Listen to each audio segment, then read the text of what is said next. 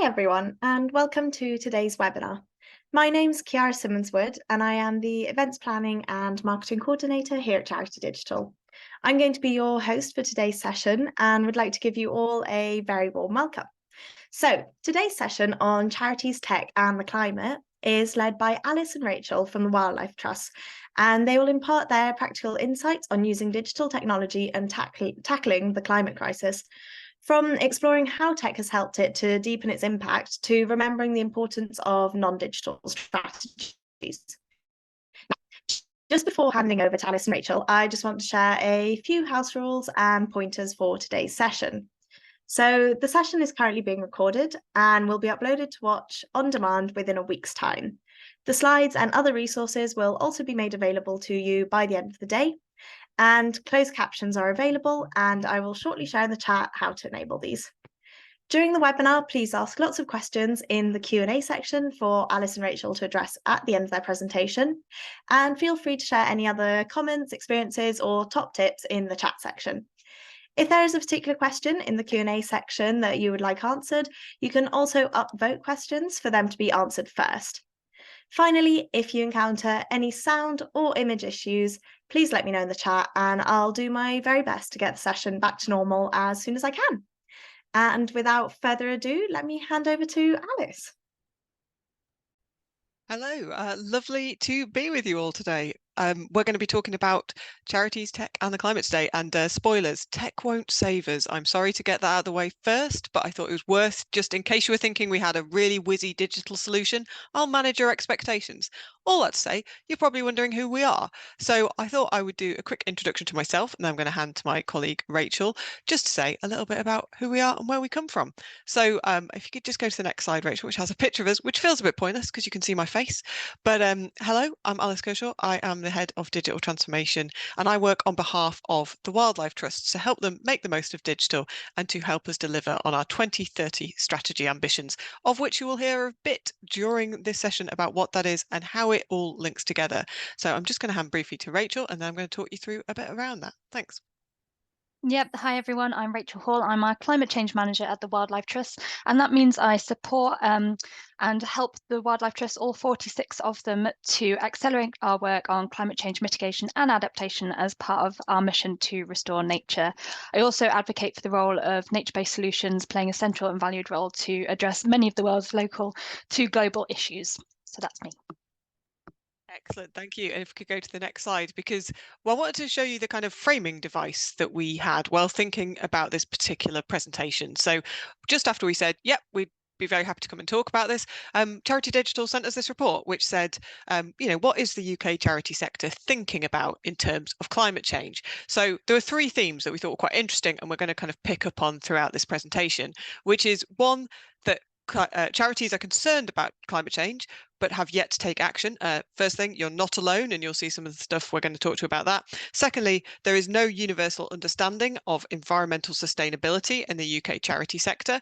And thirdly, charities are unclear about the importance of environmental sustainability within their organisation. So we kind of took from that people are really interested in this. They know it's important, but they don't quite know where to go, where to start, or what might be kind of guiding those thoughts, principles, and approaches. So we're going to talk to you a little bit about that. But first, and next slide, please. I'm going to talk about where we've come from. So you might think, you may well know what the Wildlife Trusts are, but we're a grassroots UK-wide federation, UK and the Crown Dependencies-wide federation of 46 independent trusts. We are all independent charities, including the Royal Society of Wildlife Trusts, which is where myself and Rachel work, which is the 47th, and we help the wider federation to make the most of lots of different things and deliver on our strategy. I've put this picture in because we're a bit like a murmuration. So we work towards a shared 2030 strategy, and we're going to talk a little bit about what that is and how that links to digital and the climate. But we are all independent charities, and that's really important to how we work. We know our local context, we work on the ground, we manage reserves, but we are all collectively working together like a beautiful murmuration of starlings or a shoal of herring. I've heard many metaphors that we could use. Could we go to the next slide, please? And this is what we're working on. I just wanted to show you this because this has been co-created across the Wildlife Trust Federation, and it brings together our big ambitions to deliver Strategy 2030, which is around bringing nature back. Now, in order to do this, we've identified kind of 3 key goals that we want, supported by 5 transformations and 5 what are called enabling priorities. Now, if we could go to the next slide, one of our transformations is what is the one that I work to coordinate, facilitate and help, which is transformation 4, which is undergoing a root and branch digital transformation. Also pretty nice because that's a good ecological metaphor. But basically, we're trying to embrace a digital culture. We are going to be making the most of digital tools and technologies to help us deliver the wider digital, the wider kind of strategic transformation we need. It runs through everything, whether it's a digital way of working, whether it's responding to new technologies, new risks, new opportunities, horizon scanning for things that might support and help us. Digital does go through a lot of different areas of our strategy, and therefore we need to look at what is the actual impact of digital as well. It's not just something that is a kind of neutral, it has its own cost, and that's something that we start to think about, but it also has the benefits and opportunities where we can use digital to really address some of the challenges that we are facing. So I'm going to pass to Rachel, who's going to talk about another area of our strategy that links to this and ties into how we start to think about tech and climate intersecting.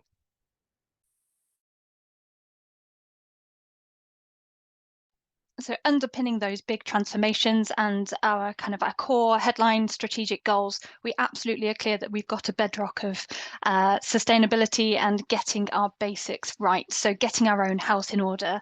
And yes, that absolutely covers sustainability, both environmental, social, governance, but also thinking more about our use of chemicals, our safeguarding aspects, things we're governed by as charities, and making sure that we've just, before we get excited about the new and the shiny, we're actually making sure that we've got our own house in order at the basic level.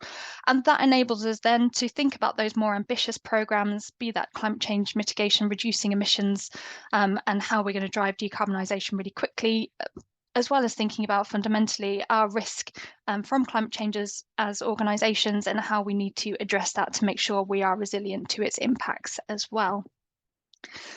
But really reflecting on the charity digital report and thinking about the fact that a lot of charities and our employees, we're absolutely engaged and we want to act, but we just don't know where to start. And fundamentally, well, no wonder, given that we often fall through the gaps of what is an incredibly complex and wide-ranging area. And if we take kind of climate mitigation or net zero targets and carbon accounting, for example, there are absolutely numerous and fast expanding standards, best practice guidance, individual ISOs, that kind of thing that really capture this area. And we often fall through the gaps of all of them as charities. Now, you could say that's actually quite a good thing because fundamentally these are all targeted at addressing those top-down big emitters first. And we have to remember as charities, typically being at the smaller end of things, our impact and our emissions, and I'll come on to that in a second, is pretty small in the context of our country's emissions. And often it's on a voluntary basis, for example. We don't typically often tip into the requirements for carbon accounting, and things are developing such a pace in this space that actually the resource to keep on top of that is quite significant. But the challenge has been for us, for example, at the Wildlife Trust, we have spent quite a significant amount of time thinking about what is a credible approach for us to take in this space to make sure that we are acting to reduce our emissions within line with our net zero target, but at the same time being pragmatic to the fact that we don't have that much resource to put to it. So how can we do it smartly, efficiently, and effectively? And for us, it's probably quite front of mind that we are facing both a joint nature and climate crises, and we cannot see the carbon and the reducing emissions issue in isolation. So it's very much for us about taking a holistic approach to that. So what does that look like for us across the Wildlife Trusts? Well, we spent a great deal of time discussing actually how the Wildlife Trust wanted to engage in the climate agenda and the climate space in the UK. And that covered kind of 2 years actually of discussions, and webinars and upskilling across our staff within the movement. And we reached a collective position, as you will, on climate action and how we wanted to be, which you can see and is set out on our website. And that covers several core areas, from the role that we want to play in reducing emissions, and as well as kind of adapting to climate change. Also the role that nature has to play specifically and how we want to engage with that and promote it externally. And then thirdly, around inspiring others to act with us as well. So it covers the full breadth, essentially, of our strategic goals and how we want to be seen and act in this space. And that breaks down into several key work strands, particularly for my team, is the mitigation and the adaptation work plans. So you can see in the centre here, this is our latest greenhouse gas inventory for the 2021-2022 year. So our mitigation work plan is very much founded upon our carbon accounting approach, and it's something we embarked upon together as a collective federation back in 2019. So we undertake a collective approach consistent right across all 47 organisations. And I think it's fair to say, and really useful kind of thinking about here, is that actually it's been a big journey for us, and our accounting approach is nowhere near perfect, it's nowhere near complete, but fundamentally it's about getting started, starting to understand where your emissions are, in what categories, what areas, and then using that information to help you figure out where you want to prioritise reducing those emissions in future. We did have that externally audited last year, actually, and we're working with a consultant again to think about what are the biggest areas that we can be addressing through our work to 2030, to our net zero target. But that's a big area, and it's something that our staff weren't actually skilled in before we started working in this area particularly. So it's been a massive upskilling effort for all of us, and we're all learning as we go. So it's just about dipping the toe in and bit by bit getting there, learning more, and figuring out what it is. But I think fundamentally not letting the complexity of it stop you from getting in at all. The recent addition for us has really been, and the big focus is around our adaptation work plan.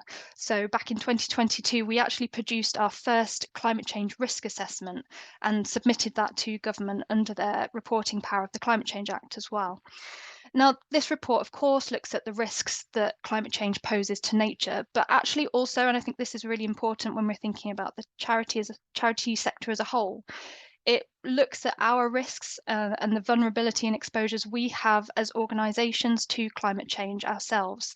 And that's really pertinent because it covers things like our impact from flooding, overheating, wildfires, and drought. And when we think about that in the context of our operations, we run many visitor centres across the UK. We're employers of a large number of staff.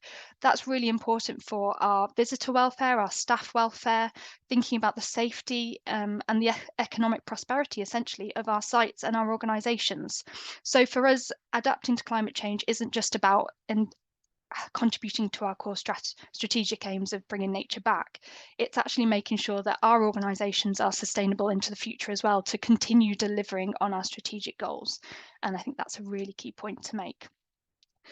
But ultimately, none of these work programmes would be in place without the people that sit behind them. And I think we really cannot underestimate the value of our people here.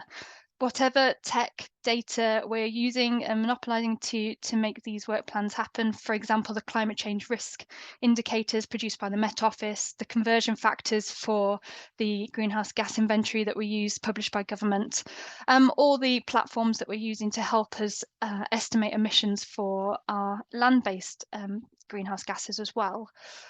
It's the people behind them and their knowledge that's really driving this forward. And so when we've taken that into actually tangible actions around reducing emissions, for example, we cannot underestimate enough the value that our people bring to this, the culture change, and importantly, the leadership and the role that leadership plays in driving sustainability and climate action forward.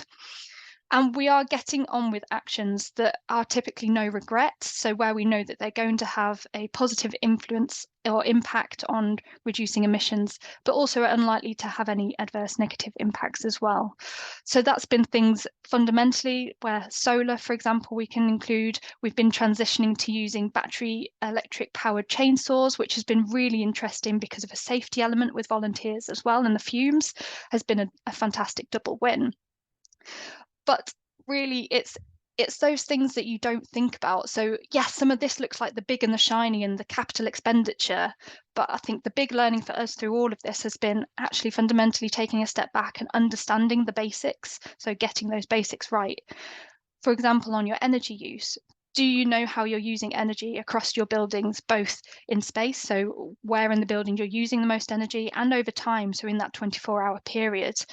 And then coming back to people, have you got someone who's looking at that data and analysing it, and then using that to inform what actions you might be able to take? And Alice is going to touch on this further, because as charities, we all know the challenge we're under in terms of efficiently spending our resources well. Now, we're here thinking about the small wins, easy wins that we can make without spending significant amounts of money that actually incrementally can make a big difference. So bit by bit, it all makes a difference. And again, it's a journey. Don't try and bite off. I think we've kind of learnt the most complex actions first. And of course, we would say this, being the Wildlife Trust, it's very front of our minds, but we cannot see the carbon issue in isolation. So we can't just think about climate as purely carbon and emissions. You know, we are in that climate and nature crisis, and fundamentally, we cannot tackle one without the other.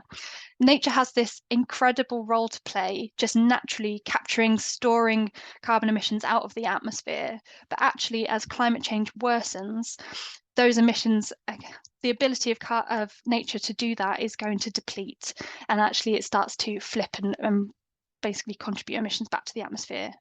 And at the same time, nature has this amazing ability to also help us buffer the impacts of climate change as well and cope with it better ourselves, be that cooling our office spaces, helping us to reduce flooding and manage water in times of drought, and also improve our health and well-being and air quality, you name it. So many benefits of nature alongside just restoring nature for nature's sake. So for us, that's really important.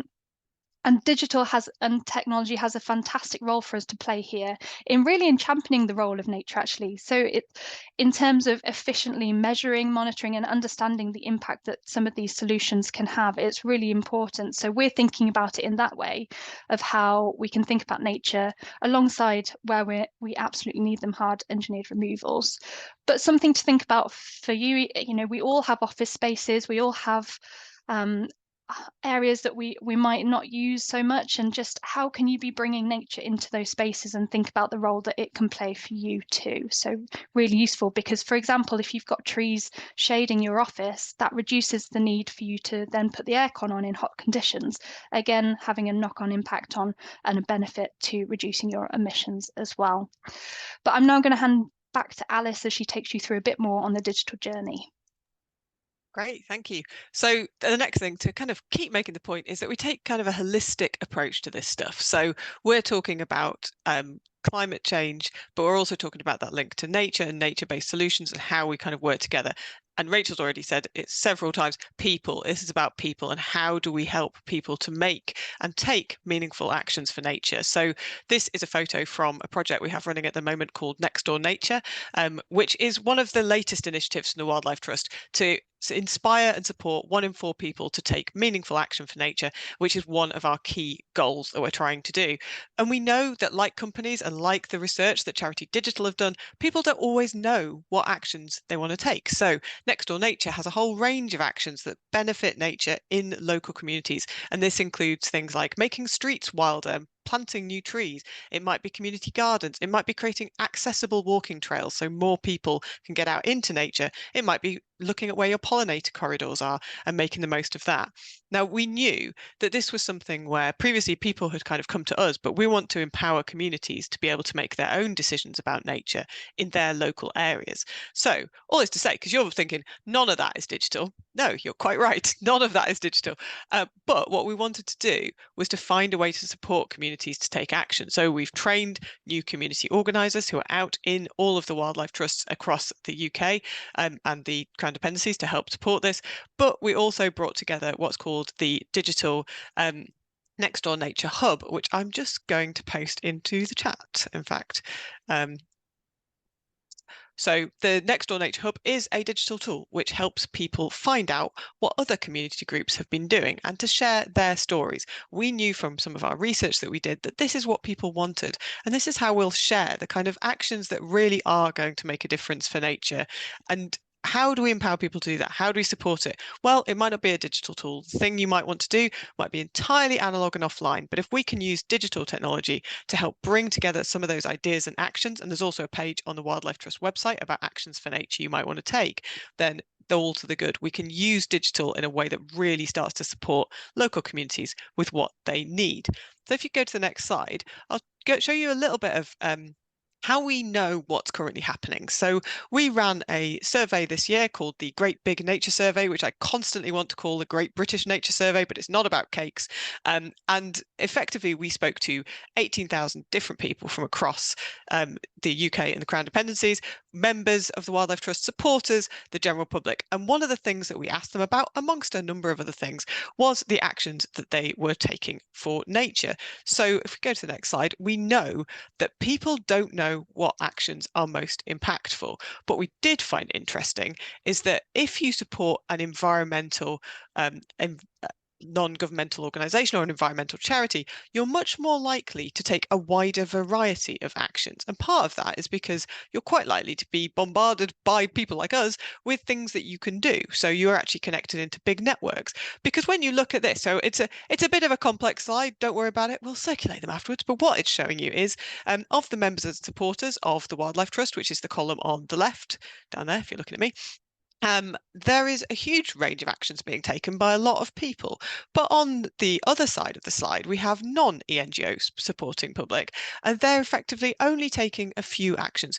You can see recycling absolutely dwarfs the rest of them, and that's great. Please recycle. It's a great thing. But when you look at all of the other things that are going on in the Wildlife Trust, like supporters side, you've got growing pollinator-friendly plants. You've got sustainable shopping. You've got taking action in terms of signing petitions or writing to your MP. You're creating habitats. These are impactful actions that support climate and support nature that people are just not taking and part of that will be a lack of awareness. But I also just wanted to flag it of just the kind of things that people are doing. So this gives an example of kind of what you might come across if you're involved with a kind of wildlife-related charity that might encourage you to take more actions. And please do. These are some of the wins you can take as a company, as an individual that will support that you may not come across if you are not so engaged with some of these sectors. So I just wanted to flag that. And if you go to the next slide, you can see it quite starkly. The top blue line is the general public, a number of actions taken for nature, which was a couple. And then moving to the number of actions taken for nature that people who are members and supporters of Wildlife Trust were taking, and you can see it's considerably higher. So we know that one of the things we need to do is keep sharing the kind of actions that you might want to take. So all that to do with actions, where's the bit about technology? So if we come to the next slide, I just wanted to flag the delightful hype cycle, because I think this relates to how do we think about what actions we want to take using technology. And in some cases, the actions we might be considering might be very based on what's being hyped up at the moment. Yes, we've got all this way into a presentation without saying the word AI. But then this is the current up-to-date version of the Gartner hype cycle. AI is right at the top of it. And the idea is that things become very exciting. We all get very excited about it. And we kind of see it rising and we all talk about it and start to do things with it. And if you're an early adopter, you really start to kind of pick up on this. And then it kind of falls off a bit of a cliff and we kind of go, oh, actually, are we a bit over that? Is it dangerous? Is it going to take over the world? In the case of AI. And then it will probably gradually come up and there will be some kind of general adoption of some of it if it makes it back up the hype cycle again. And it's often quite hard to tell what's actually on like the top of the hype cycle and which is on the second bump. But research is showing, AI is right at the top of that one. So we're all thinking about these kind of new, disruptive, exciting, shiny technologies, and we're thinking, right, that's going to solve our problems. But it's probably worth just having a note of caution and thinking about what are the practical day-to-day things we can do as charities. As Rachel said, we don't always have a lot of cash. We're rarely the early adopters. Not always. Sometimes we do early adopt stuff and that's great, but it's often quite unlikely just because of the lack of kind of resource that we often have available to us. So these things are coming. They're interesting. There's definitely going to be a place for them. But what can we do now? So if we go to the next slide, my very uncatchy list of things that you can do now. Basically, technology can be really helpful. We have technology that is out there, digital solutions that are out there that can help us in probably 3, if not more, ways of how we deal with digital and the climate. So one is recording it. Rachel's mentioned this. How do we actually record what we're using? Keep an eye on what's out there. What are we using? What are we spending on digital? What are we spending in terms of the electricity use of the digital technologies we're using? We can use it, you can just have a simple Excel sheets. You can use different technologies to kind of record what we're actually using and get a bit of a sense of our baseline and where we are now. The other one is we can reduce stuff. So fundamentally, like real basics, like if you're sending someone a monster document, maybe just send them a link to your monster document, and then you're not duplicating it. You're not sending it twice. That means that you don't have to, that doesn't live in 2 different places. It just stays in one place. It's not doubling the amount of storage energy that it uses. So just like little things, use it to like reduce your overall use of kind of carbon within your infrastructure. And the other one is replacing. You can use digital to replace things. So we know that using video technology, for example, like the stuff we're using now, is quite a high level of carbon compared to if I was to write all this down in an email to you and email it to you all individually.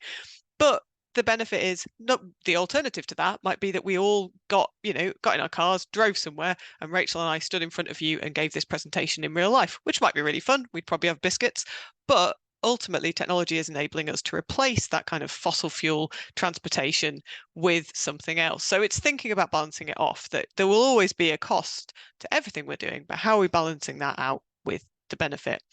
So if you could go to the next slide, please. I just wanted to flag getting the basics right turns up in all our documents as well. It's part of our approach here. And we've made the point, it's called getting our house in order. It's not called building a new house. And so this is something that is from our greenhouse gas report that Rachel shared earlier. But I just wanted to flag there's a real bit in here about the fundamentals, which is having a carbon reduction strategy. So this is some stuff that you may want to think about. Have a carbon reduction strategy and have a program of carbon reduction activities that link to what your strategy says. Have a look at calculating your greenhouse gas emissions, monitor it, and then evaluate that progress to inform those action plans, change those actions based on what seems to be working and what doesn't. And also, a suggestion here is what we have in the Wildlife Trust, which is a carbon reduction champion. So someone who feeds back, drives forward that action. It's not their full-time job in the majority of all cases, but effectively this is someone who's really going to champion this and keep you kind of thinking about it on a day-to-day basis, and that can be really useful. They can horizon scan, see what's out there, feed it back, come to sessions like this, and basically act as the person who's going to keep telling you about this so you don't forget about it, because that's something, we've all got day jobs to do as well. That's something that this role can be really valuable for.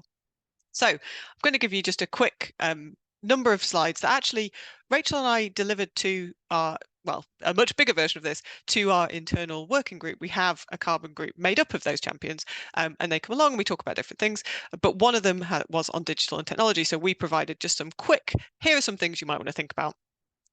We know, for example, cloud computing, so data centers are a huge source of energy, and they'll make up a much bigger demand by 2030, which is when our strategy goes to. So it's just going to keep going up. So we're moving to cloud. That is often a lot better than having stuff, as they say in IT, on the tin, sat in your offices, because you have the benefit of scale. And also some of these big cloud compute areas are moving to be more kind of carbon efficient, carbon friendly places, which can be really useful.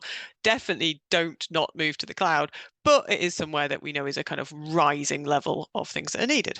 However, if we go to the next slide, it's actually there's some research that shows it's dwarfed by the actual manufacture, use and disposal of devices that we use every day, which is my excuse for having an absolutely terrible old phone. But basically, the big significant impact is in a lot of cases, it's the technology that you're buying, it's the physical like hardware that you've got. So, the build of these, the creation of them, the shipping of them across the world, and then the disposal of these things is a real problem, but something we have a little bit more control about. It's quite hard to tell the carbon footprint of some of our cloud systems, although you can get technology for that.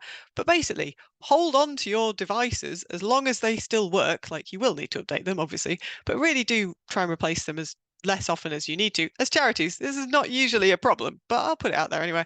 And the other one is recycle them and dispose of them carefully. I know Currys do a recycling kind of scheme, and that's where I've taken old stuff to, and then at least it's not going into landfill, it's not going somewhere else. So whilst we get all the kind of big scary numbers about things like cloud, AI, what's the compute power of these things, there are some things we can do, which is just make sure that you are not getting new shiny things for the sake of it. This often happens with project grants rather than anything else, but I'll just put it out there. It's one of the things we might want to avoid. So next slide is to show a quick win around energy demand. So this is from the excellent work done by Hampshire and Isle of Wight Wildlife Trust, who wanted to get a bit of a sense of how much energy they were using within their offices. And so they got a heat camera and had a little look around. And they basically found, which will probably be the same for a few of you, that they had some real big areas of heat wastage. So the one of them that you can see at the left side here is the uninsulated pipes. So just having their pipes insulated was going to save them loads of energy. And you can see it's coming up as big red lines on that heat scan. But it's worth having a look. Even if you haven't done a heat survey of your offices, are your pipes lagged? Is it worth insulating some of this stuff? And they also found that the walls were really losing a lot of heat as well. So putting insulation on the inside of their walls was quite cost effective for them, and it was doable quite quickly. And then another one was, you can see it in the image, sorry, just go back to the other one, was the radiator heat panels as well. So the radiator's giving out a lot of heat, but it's not reflecting into the room particularly well. It's another quick win. You often see it with tinfoil in the back. So you might just want to consider some stuff like that around your office, which enables you to save electricity. But the next picture is a pretty good one. Instead of getting rid of, the last one was like, let's modify it. Let's not get rid of stuff. Let's modify what we have. We don't need to move offices, do anything drastic.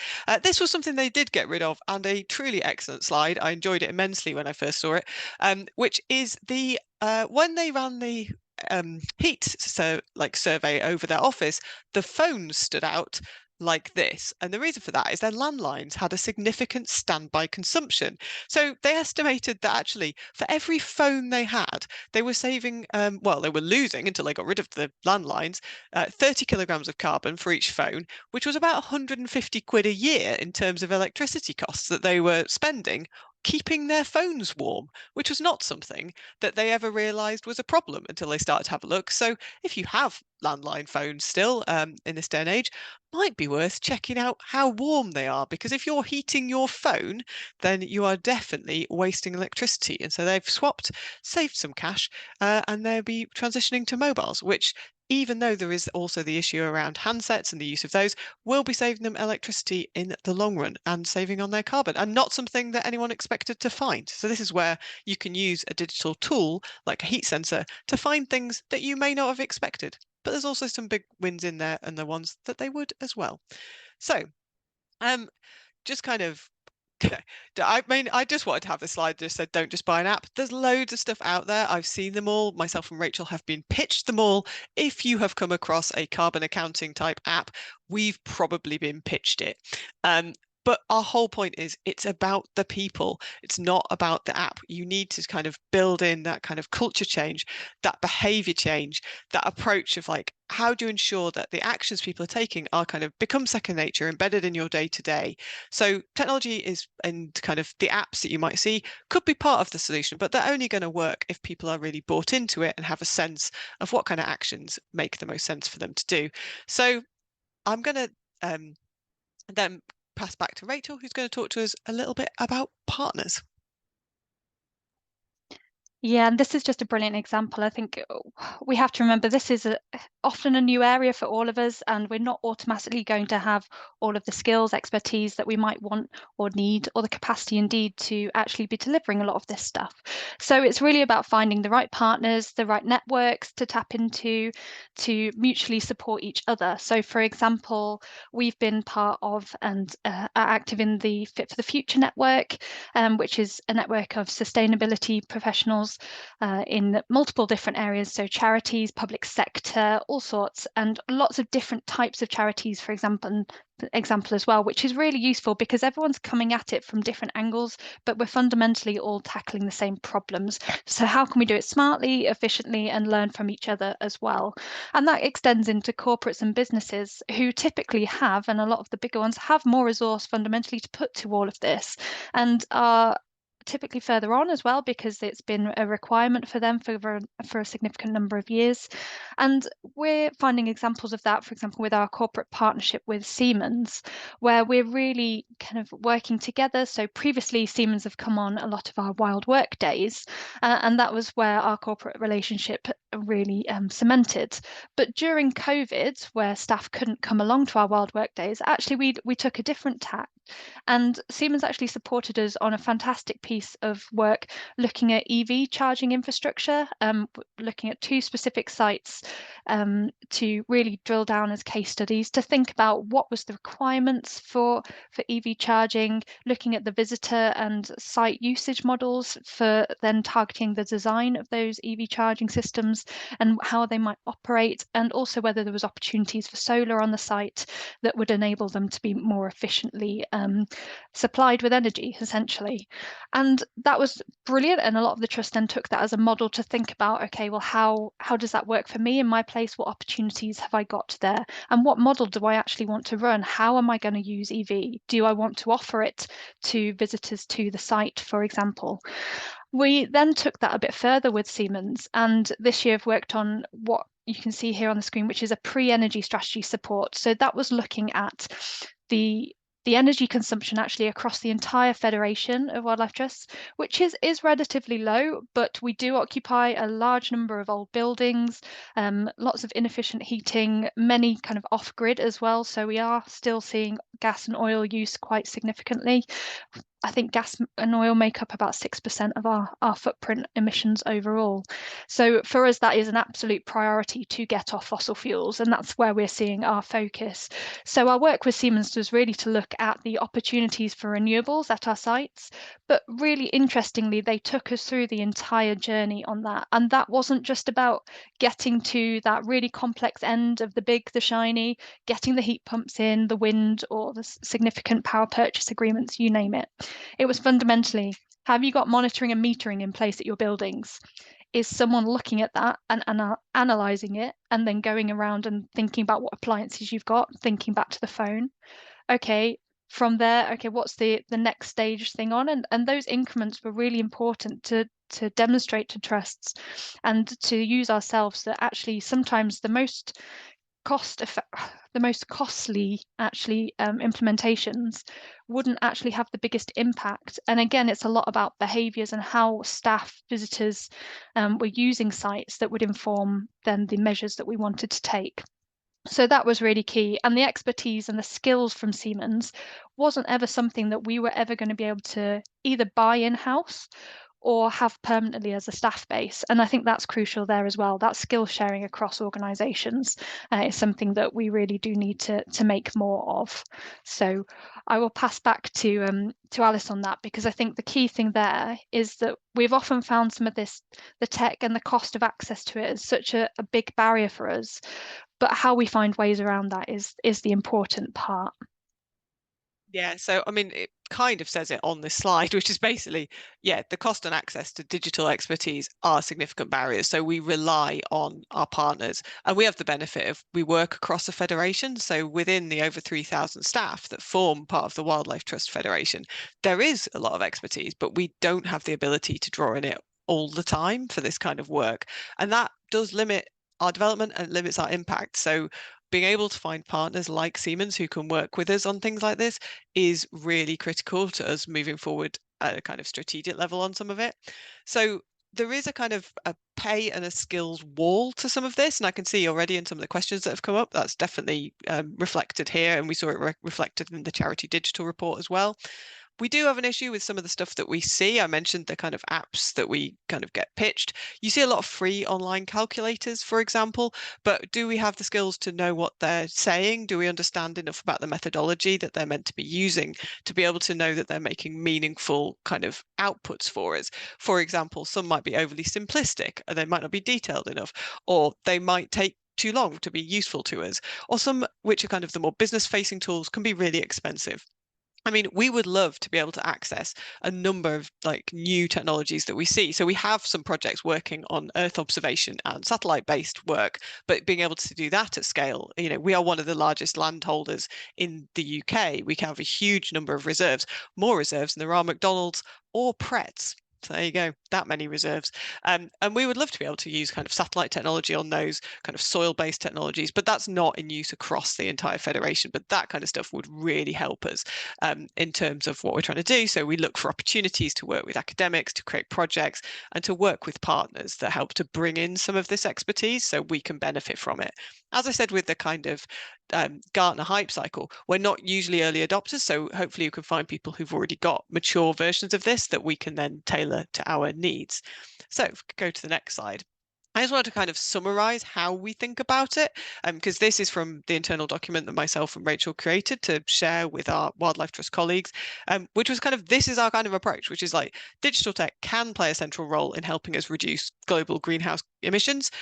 It does help us cut down on loads of physical resources, but it requires energy and carbon to manufacture it, to power it, to cool it, and to kind of deal with this level of technology, and it does add up. And what does that mean? So the next slide is Moore's law. So some of you, I'm sure, have come across Moore's law, but if you haven't, Gordon Moore came up with this in 1965, which predicted that the number of transistors on a microchip will double every 2 years, which leads to a rapid advancement in computing power, which similarly leads to a rapid advancement in what is being used. So effectively, the rapid change that we're seeing, and it is really coming up now. You may have seen some of the research around, each AI search uses a certain number of bottles of water in order to cool it down, for example, is that this has started to really make people concerned about digital and around the environmental impact specifically of digital tools and of using digital. Now, the demand is only going to become higher because the compute power is becoming higher as we're kind of going. The ability to analyze data at scale, the ability to deal with very big kind of data sets, image sets, those kind of things is only going to get larger. So there are some efforts within the industry to start to look at some of this. And some companies are actively looking at kind of more energy efficient design. Some are looking at more alternative materials, different processes.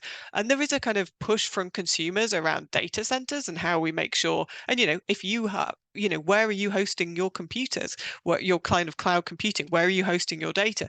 Put pressure on people that you are your hosts to see, are they actually going greener? Google, Microsoft, Amazon Web Services all have information online about how green they are. Have a little look at that. Does that meet with what you would expect and what you would want to see? So there is a push, and it will be moving towards more renewable use of data centers, because we're just going to run out. But at the moment, we're at a bit of a transition point where we need to kind of think about this in terms of those computers that we're using, that computing power we're using needs to make a difference to what we're trying to deliver. And we have to kind of balance that out. Doesn't mean don't use it. That stuff is really beneficial, but it does mean it's a consideration. And especially for someone like the Wildlife Trust, it's a real consideration to us. So to go to the next slide, just in case you've forgotten what we were saying, it's about people. Because we realized when putting this slide deck together, we are making the same point. But effectively, we want to think about the technology, just not just how we use it, how we engage with it, but this is the same for anything, not just the kind of carbon usage, but what are we using it for? What needs is it responding to? What are the benefits, but also what are the behaviors we need in order to make the most of the technology we're bringing in? For example, we might do better to kind of, instead of bringing a new tool to report on things, maybe we want to, have behaviors that reduce energy demands. So do you promote sustainable transport use with your staff? Do you encourage use of public transport, of EV vehicles, like as described earlier? More hybrid working, where you may not need to kind of commute so much and not be in the office so much. Sustainable supply chains for things that you're buying. Making sure that you do recycle. Loads of people are doing it, seems pretty popular, but do you have the ability to do that? And just basic stuff like composting within your offices. So it's thinking about all these different things and making sure they're in place before you jump to the big shiny thing being the solution. So if I go to the next one, just because I like the picture of the Microsoft Beaver icon, basically. But we basically want to make sure that our digital activities are cutting carbon, not adding to them. But that doesn't mean that we are kind of not going to use digital for things where digital is the best solution. And we also need to make sure that it's sustainable, not just in terms of carbon, but in terms of usability, of how we engage with people. And so if you go to the next slide, I'm just going to show you a couple of quick things, which is design it in. This is the thing with digital. If you're building new digital technologies, you can start to design it in now. So the way we design, buy and build software, and the digital tools we use and the platforms we use can really help us be more energy efficient. And this is summed up pretty well in the next slide, which is good design is as little design as possible. Don't overcomplicate stuff. If you are designing things like new web pages, new digital tools, new apps, keep it simple. It'll be more accessible, it'll be easier to use, and it'll also be more environmentally friendly. If you are making sure that people aren't clicking around, they don't have loads of stuff that's loading up that means that they don't know where they are, it responds to their needs. They can go to your online digital tool or website, find what they need quickly. That is going to save you electricity and save you on being frustrated visiting your site. So like there's loads of tips out there. This one's probably the best. If you go to the next slide quickly, I can show you another one, which from climateaction.tech, well worth having a look at that page for obvious reasons. They've got some good tips on there too, and we always keep an eye out for what we think are good tips. So delete stuff that's not essential. Don't hold on to stuff. Don't digitally hoard. You're just backing it up in loads of different places now. So make sure you're not hoarding stuff. Sign out of newsletters that you don't want anymore. I know you've hoarded them into that little folder where you think you'll look at it. You're not going to sign out of them if you're not opening them. Have a look and make sure that you haven't got images where you don't need them. Make sure they're adding value. Once again, make sure you send links to things rather than send people monster documents. They don't want them like that. You're just wasting carbon. Don't do that. Look at whether you can go to a green hosting of your website. And cache stuff, which is basically like, don't keep serving up the big things over and over again. Make sure that they're held in kind of more local spaces so you don't have to do that. And then if you go to the next slide, I really like this book called How Bad Are Bananas by Mike Berners-Lee.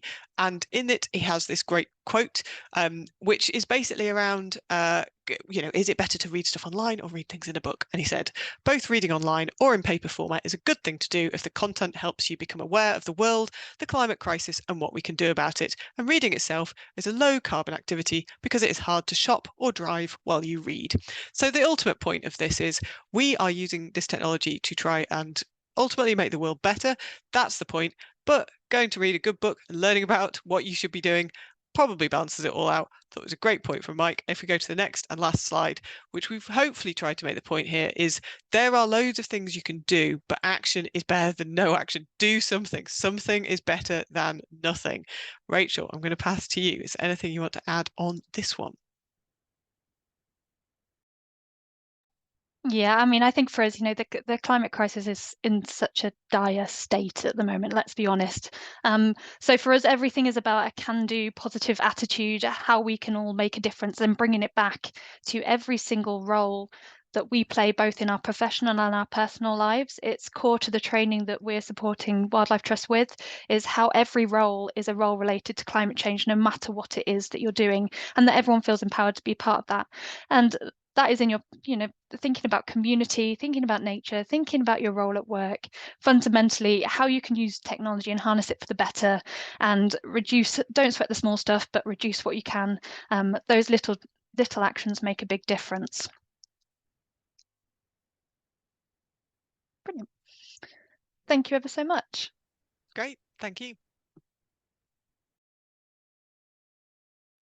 Sorry, I forgot to unmute myself. Thank you so much for that presentation. I found it really interesting, and especially the statistic on how much energy and heat tech can use even when it's just on standby is definitely something that I'm going to be keeping in mind.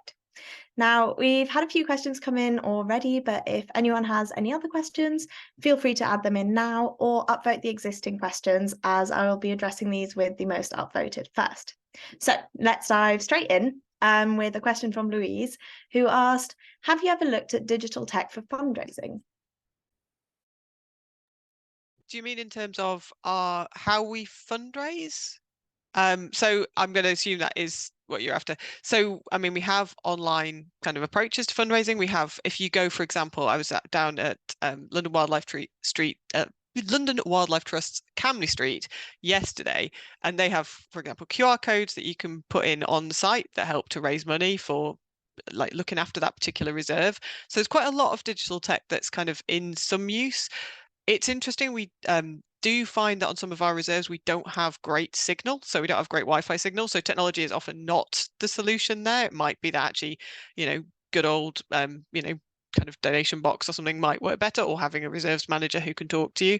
That's certainly one. So we do use digital technology for our fundraising.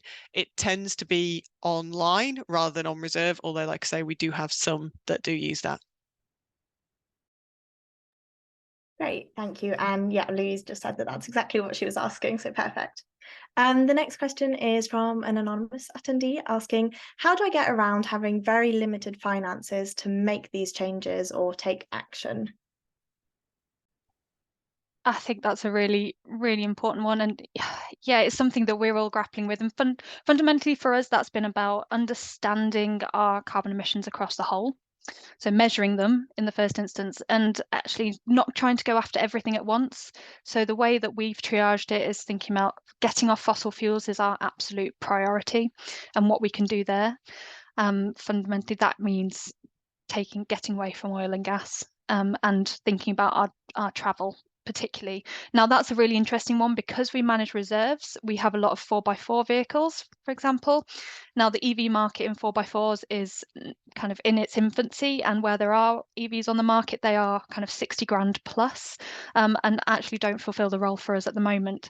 So I think it's being cautious and kind of cognizant that actually sometimes it's putting it in the plan for 5 years down the road, and being okay with that and saying we're focusing on this stuff now, which we absolutely can do, and the technology's there and we've got the capital to fund it, versus let's put it in the budget plan for a few years down the road because the technology is going to be there, the servicing, the backup, everything like that. So I wouldn't let the finance be the barrier. Think about what you can do through people and the behaviour change element to reduce consumption, because that'll often save you money.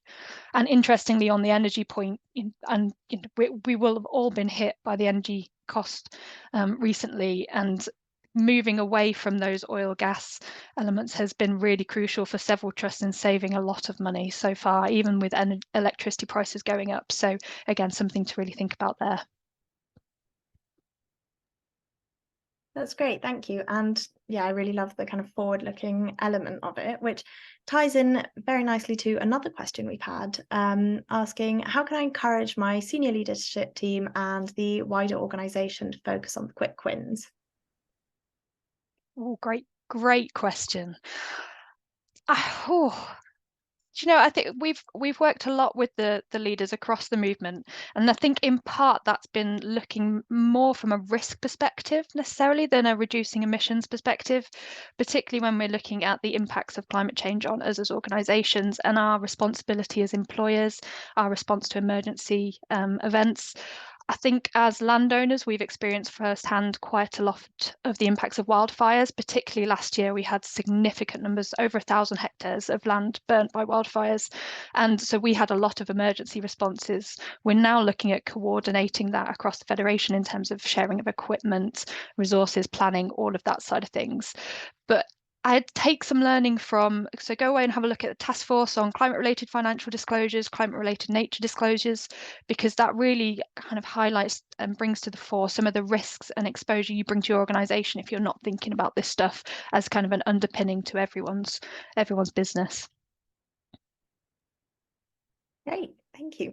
And another question we've had come in about, do you have any tips for heritage buildings that need costly repairs to balance this with being sustainable? Yeah, this has been a really hard one for us, and I don't think we have the answer. I think when we've looked at it at a portfolio scale, the kind of the obvious place to be in the advice we've had is don't necessarily pick off those buildings first. They are complex, there's a lot going on, and they are often costly to do those kind of implementations as well. So just be thinking about how you can use them sensibly. Could you heat specific areas, for example, or close the building on certain days? We've had officers do that to reduce emissions and save money, or just work in one space if you know on certain days a limited number of people are going to be in. But we've tended to focus on those easier modern buildings, or where designing it into new stuff. And as Alice put in, Historic England have got some guidance in there, and National Trust again doing a lot on this. So we're kind of taking our learnings from them, to be honest. That's great. I hope that really helped whoever asked that question. And the final question we have for today is, which I've seen Alice has typed an answer to, but just wanted to open the floor if there's anything that either of you'd like to add, is what do you suggest around encouraging low carbon, wildlife friendly and often healthier plant-based catering across offices and hospitality? Diet change to remove meat and dairy from the menu is widely reported as the most impactful way we can reduce our personal carbon footprint, but is often missed in common thinking around environmentally friendly measures. Has the Wildlife Trust done anything on this, and do you have any useful digital or data-based nudges? Very interesting. Yeah. So typically internally, we always have vegetarian catering at any of our events. That's just an absolute given and has been for a long time, but we usually get some fantastic food or sourcing, so it goes down a treat. And I think when you're preaching to the converted a lot of the time, we don't have a problem. A lot of our cafes have just reduced the amount of meat on the menus. But I know there's a lot of work going on there, particularly around calculating the emissions of our food at the moment to increase the visibility of that. And we've always encouraged, and particularly being local based charities, we do a lot of local sourcing of food already, but again, it's having a greater transparency of our supply chains and thinking about that more effectively. As well as the link that Alice has put in the chat around food, I'll just pop in something that my boss Catherine Brown did, which was a blog around personally how can I get to net zero. So, and that includes thinking a little bit about diet change as well as other areas. And I think the key with all of this again is just as much as you can, little by little. We're not going to all be able to go to 100% plant-based, and we don't want to necessarily restrict or kind of put that on others, but we can encourage it through variety and reducing, but offering a wider options of more plant-based and sustainable options on our menus, for example. Great, thank you. And I'll make sure to add any of the resources that have been sent in the chat into the slides and resources tab with the on-demand recording, so that everyone has access to these. Now, unfortunately, that's it. I wanted to say thank you so much to both Alice and Rachel for joining us, and thank you to everyone who attended. And yeah, I hope you had a great time. If you could all share your feedback with us, that would be fantastic. I have pasted a link in the chat, and you'll also receive a prompt just after you leave Zoom. And finally, if you'd like to find out more about Charity Digital, we have a focus group discussion coming up on the 29th of November, and we'd love you to join us for that. But yeah, bye for now. Thank you.